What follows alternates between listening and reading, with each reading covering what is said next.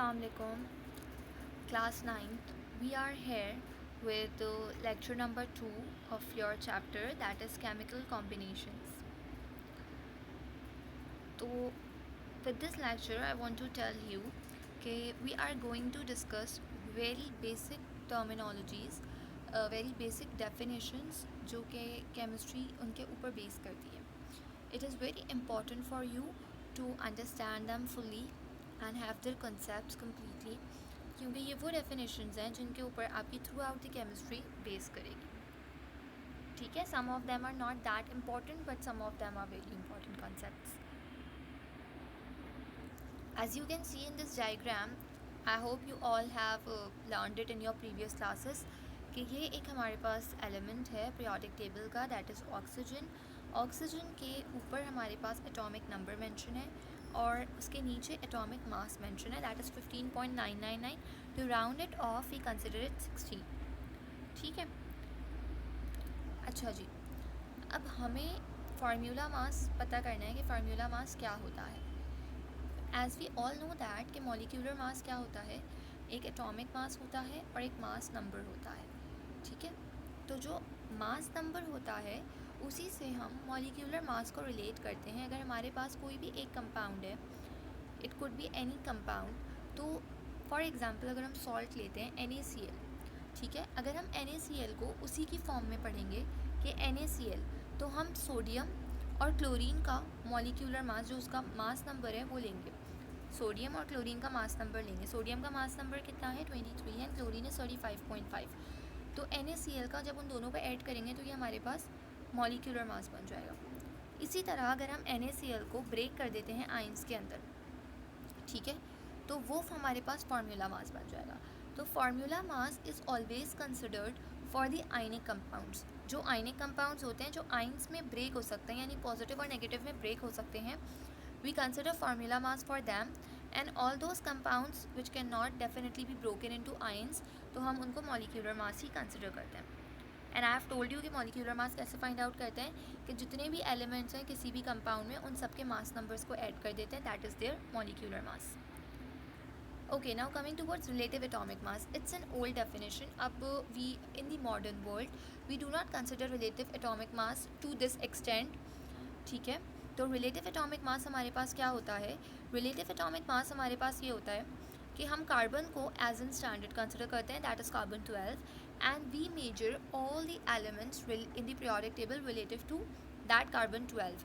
So if we consider helium, helium is 1/3 of the carbon atom, so its relative atomic mass is 4. So it is a definition which you need to understand, but it is not used these days. It is not being used these days क्योंकि in a modern world we are only considering atomic number, mass number, molecular mass, formula mass, these kind of terms. Relative atomic mass is not worthy these days. Empirical and molecular formula. As I have told you कि molecular mass क्या होता है. हमारे पास molecular mass वो होता है कि कोई भी कंपाउंड होता है जब हम उसके मास नंबर को ऐड करते हैं, it gives us molecular mass. Similarly किसी भी कंपाउंड का molecular formula, for example if we consider C2H2, तो इसको हम कहते हैं इथीन. इथीन हमारे पास, ethene is a molecular formula, C2H2 इसका मॉलिक्यूलर फार्मूला है. जो भी एक्चुअल फार्मूला होता है जैसे H2O है, it is a molecular formula. लेकिन जब हम इसको सिंप्लीफाई करते हैं, यानी उसके जो भी नंबर ऑफ़ एटम्स मेंशन होते हैं, and if they are being divided by a same number, तो हमारे पास एक सिंपल रेशो आता है उसका. We consider that ratio as an empirical formula. जैसे हमारे पास C2H2 है, ठीक है, C2H2 में both the twos are divisible by 2, we divided them by 2, so we came up with CH. B12 and H12 both are divisible by 12, so we came up with BH. Similarly, if you consider Ba3 and NO3, 6. So here there is 3 and here there is 6. So if we divide them by 3, so Ba3, 3 and 3 will cancel and 6 will come with 2. Is that clear to all of you? I hope I'm making myself clear.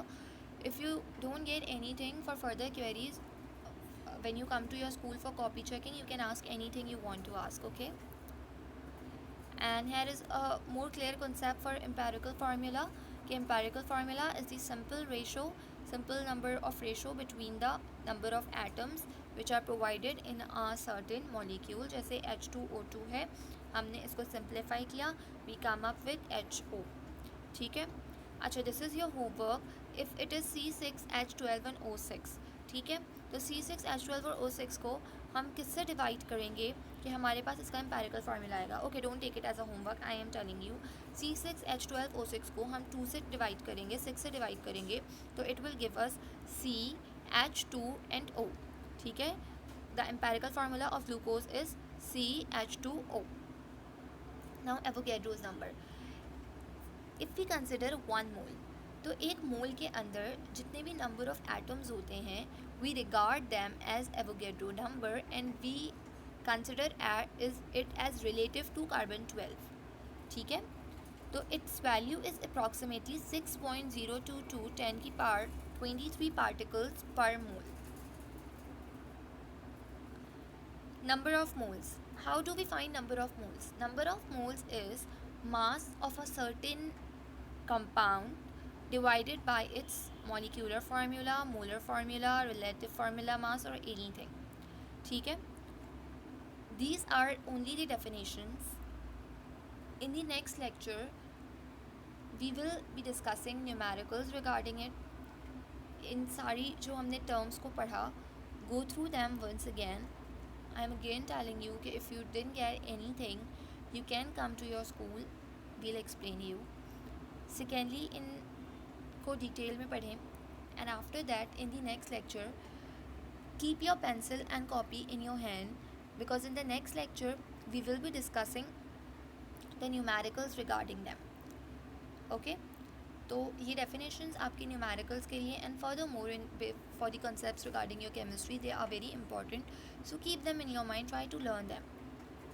Thank you.